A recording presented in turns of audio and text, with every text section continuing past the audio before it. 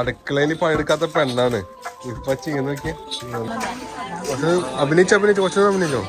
4th day Bali ഇൻസ്റ്റാഗ്രാമിലൊക്കെ trending ആയിട്ടുള്ള ബാലി സിംഗ് ചെയ്യോണ്ട് ഞങ്ങൾ first പോയത് കേട്ടോ. ഇവിടെ ആയിക്കോട്ടെ നമുക്ക് ഒരുപാട് കോസ്റ്റ്യൂംസ് ഉണ്ട്, നമുക്ക് ഇഷ്ടമുള്ള കോസ്റ്റ്യൂം സെലക്ട് ചെയ്യാം കേട്ടോ. അതുകൊണ്ട് ഫോട്ടോഗ്രാഫർ വേണമെങ്കിൽ അതും ചൂസ് ചെയ്യാവുന്നതാണ്. ഇതിനൊക്കെ അഡീഷണൽ ചാർജ് ഉണ്ട് കേട്ടോ. കോസ്റ്റ്യൂമിന് ഫോട്ടോഗ്രാഫറും കൂടി ഏകദേശം 5 ലക്ഷം രൂപ ആയിട്ടാ. പണ്ടാരെ പറഞ്ഞിട്ട് ബാലി വന്നിട്ട് ഇങ്ങനെ ഒരു ഫോട്ടോ എടുത്തില്ലെങ്കിൽ ബാലി കണ്ടില്ല എന്നിട്ട് അറിയപ്പെടുക. രണ്ടാമത്തെ ഡെസ്റ്റിനേഷനായി ഞങ്ങൾ പോയത് ലോകത്തിലെ ഏറ്റവും എക്സ്പെൻസീവ് ആയിട്ടുള്ള ലുവാക് കോഫി പ്ലാന്റേഷനിലാണ്. ലുവാക്കിന്റെ പൂന്ന് എങ്ങനെയാണ് കോഫി ബീൻ ഉണ്ടാക്കണം എന്നുള്ളതും കോഫി ബീൻ എങ്ങനെ ട്രഡീഷണൽ വേയിൽ റോസ്റ്റ് ചെയ്യുന്നുള്ളതും അതേപോലെ അത് മിക്സ് ചെയ്യുന്നതൊക്കെ കറക്റ്റായിട്ട് പറഞ്ഞിട്ടാ.